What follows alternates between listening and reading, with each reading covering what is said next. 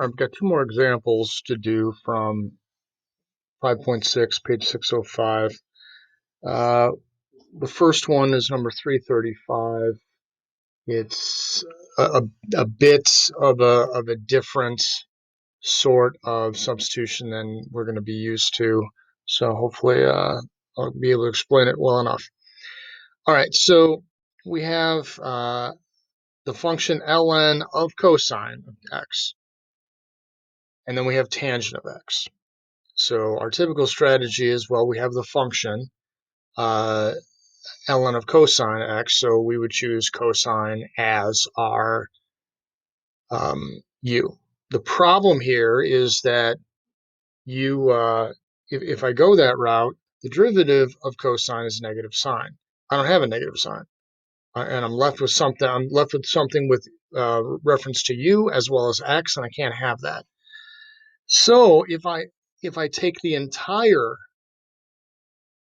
ln of x as ln of cosine of x as my u, so let u equal ln of cosine of x, my du.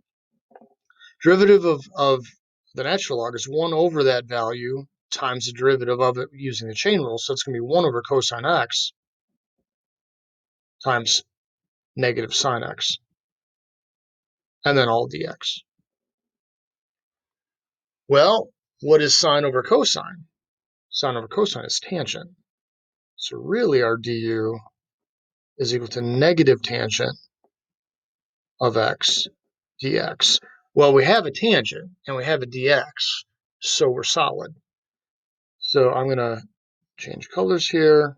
So this equals negative integral of u du based upon our substitution. Our u is ln of cosine of x, and our du is taken away other than the negative. All right, so that's going to be negative 1/2 u squared using our power rule, and then plus c. We then replace our u, so that equals negative 1/2 quantity ln of cosine x quantity squared. Be careful with that. You don't want to have, like the cosine part squared, just have that, because then, we could bring the two down, and that doesn't work. So this is what we have. All right, number 340 looks menacing, I suppose, at first glance, because what do we do? And there's, we can certainly use the methods of substitution to do it. However, it becomes almost trivial, because this really equals the integral e to the ln of x, just x. So that's x times dx over x.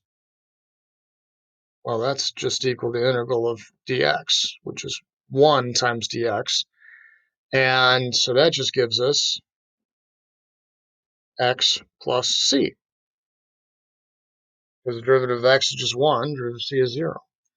So that one looked a little tricky, but if you know how to use logarithms, you can easily simplify that prior to actually taking the integral.